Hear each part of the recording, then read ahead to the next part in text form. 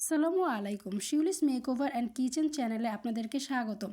আজকে আমি আপনাদের সাথে শেয়ার করব পুরান ঢাকার বিয়ে বাড়ির বাবুচিদের সালাদ রেসিপিটি। এই সালাদটি খেতে অসম্ভব মজার হয়, কেননা এই সালাদটির আলাদা একটি স্বাদ আছে, আলাদা একটি ভিন্নতা আছে, আলাদা একটি ফ্লেভার আছে। এখানে আমি 1 কাপ পাতলা স্লাইস করে কাটা টমেটো নিয়েছি, একইভাবে পাতলা স্লাইস করে কাটা 1 কাপ শসা নিয়েছি, আর এখানে আমি লম্বা চিকন করে পাতলা করে গাজর কেটে নিয়েছি 1 কাপ।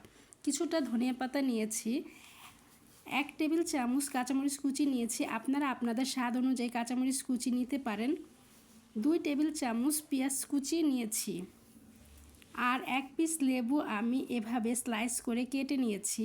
এগুলো দিয়ে আমি সালাডটা তৈরি করব। এখন একটি মিক্সিং বোল নিয়ে নিলাম, এই বোলে আমি সালাডটা তৈরি করে নেব। প্রথমে আমি শসাটাকে ঢেলে দিচ্ছি, একে একে সবগুলো ভেজিটেবলই ঢেলে নেব। এখানে আমি 2 টেবিল চামচ টমেটো সস রেখেছি, এটাও দিয়ে দিচ্ছি। এই সসটা পুরোটাই আমি দিয়ে দিচ্ছি এখানে। এখন এখানে আমি টক ঝাল আমের আচার নিয়েছি 2 টেবিল চামচ। এই আচারটাও সরিষার তেল সহ দিয়ে দেব সালাদে, আর আপনারা চাইলে যে কোনো টক আচার দিলেই হবে। এবার আমি সালাদে অ্যাড করে নিচ্ছি 2 টেবিল চামচ টক দই। টক দইয়ের পানি আমি ছাঁকনি দিয়ে ছেঁকে নিয়েছি, অর্থাৎ টক দইতে কোনো পানি থাকা যাবে না। এই আচার ও টক দইটার কারণে এই সালাদের টেস্টে একটা ভিন্নতা আসে।